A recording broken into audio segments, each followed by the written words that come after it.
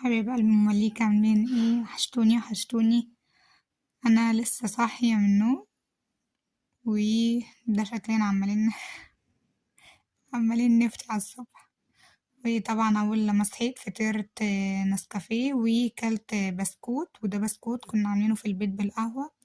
بعد كده كانوا عاملين رز بلبن، وكلت طبعا رز بلبن كان جميل، وتسلم ايد اللي عمله بصراحة.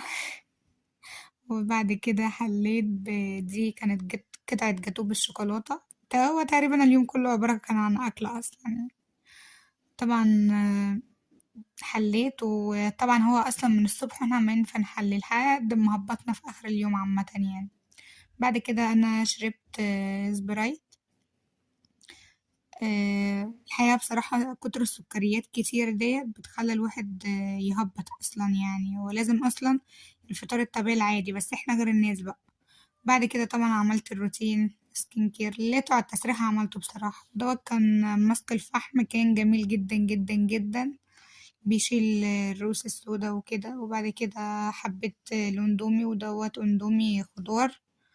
وطبعا انا بحب الشطة فيه فكترت طبعا الشطة. بعد كده دخلنا على مرحلة الغدا، والغدا كان بانيه ومحشي كرنب طبعا.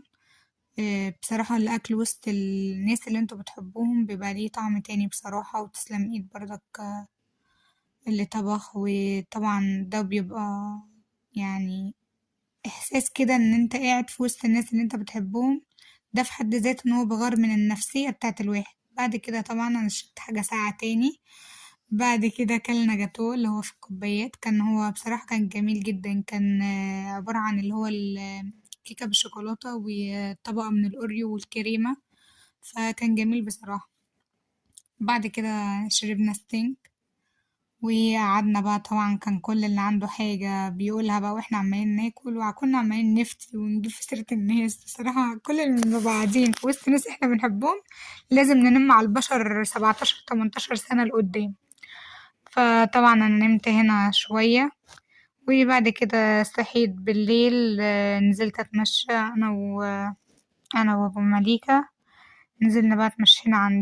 عندنا أصلا انتي بتنزلي في الشارع كأنك انتي بتتمشي. وطبعا هنا كانت الحتة يعتبر هنا هادية، فلقطتلكوا ايه منها كده. وكان بصراحة أسعار الهدوم كانت جميلة جدا. وبعد كده وديت لوكا الملاهي، ودي كانت قافلة، بس خليت الراجل يفتح مخصوص عشان خاطر ان هي شافت بس الملاهي وقالت انا عايزة اركب فيها. خليت الراجل يفتح مخصوص وركبتها طبعا.